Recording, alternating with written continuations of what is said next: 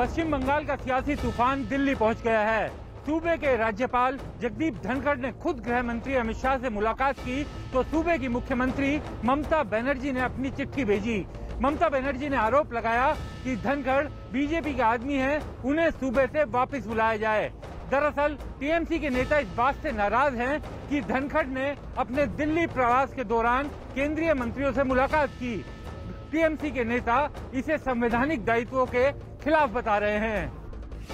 बंगाल में कानून व्यवस्था के मुद्दे पर राज्यपाल जगदीप धनखड़ के दिल्ली दौरे से टीएमसी इतना नाराज है कि मुख्यमंत्री ममता बनर्जी ने प्रधानमंत्री को चिट्ठी लिखकर उन्हें हटाने की मांग कर दी। राज्यपाल को हटाने के मुद्दे पर ममता ने कहा है कि न तो उनकी नियुक्ति के समय उनसे कोई सलाह ली गई और न ही अब हटाने के फैसले को लेकर कोई बातचीत हुई, लेकिन हम चाहते हैं कि राज्यपाल जगदीप धनखड़ को हटाया जाए क्योंकि वो बीजेपी के आदमी है। ममता की नाराजगी की वजह है राज्यपाल जगदीप धनखड़ की चिट्ठी।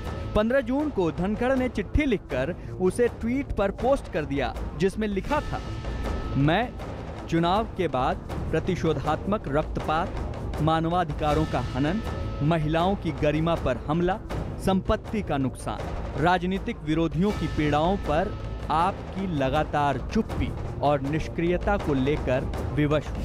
आपकी चुप्पी लोगों की पीड़ा को कम करने के लिए पुनर्वास और मुआवजे की खातिर किसी भी फैसले के अभाव से ये निष्कर्ष निकलता है कि ये सब राज्य की ओर से संचालित है। बीजेपी का आरोप है कि ममता बनर्जी संवैधानिक दायरों का पालन नहीं कर रही हैं, जबकि ममता का दावा है कि बंगाल में सब शांति है। Whatever they are creating the atmosphere that violence, there is no violence like that. One, two sporadic incident, if any happens, we take strong action because we condemned all the violence and there is no political violence. Absolute सही बात कुछ करती ही नहीं है। एक संविधान का शपथ लेते हुए कोई मुख्यमंत्री इतना झूठ बोल सकता है? ममता को चिट्ठी लिखने से पहले राज्यपाल ने कानून व्यवस्था को लेकर बीजेपी के 75 में से 51 विधायकों से मुलाकात की थी। उसके बाद बंगाल से दिल्ली तक राज्यपाल की मुलाकातों का सिलसिला जारी है। पश्चिम बंगाल के राज्यपाल और मुख्यमंत्री ममता बनर्जी के बीच टकराव अब चरम पर है। दोनों तरफ से वार पलटवार किए जा रहे हैं। राज्यपाल की तरफ से मुख्यमंत्री को चिट्ठी लिखी गई और ये पूछा गया कि राज्य में चुनाव के बाद हुई हिंसा के मसले पर उन्होंने चुप्पी क्यों साधी हुई है। जवाब में ममता बनर्जी ने कहा कि राज्य में चुनाव के बाद कोई हिंसा हुई ही नहीं है और ये केवल बीजेपी का पब्लिसिटी स्टंट है। खबर है कि पश्चिम बंगाल में कानून व्यवस्था के मुद्दे पर केंद्र सरकार कोई अहम फैसला ले सकती है। वहीं बंगाल बीजेपी भी राजनीतिक हिंसा को लेकर ममता को घेरने की रणनीति बना रही है। राज्यपाल जगदीप धनखड़ के दिल्ली दौरे के कई मतलब निकाले जा रहे हैं।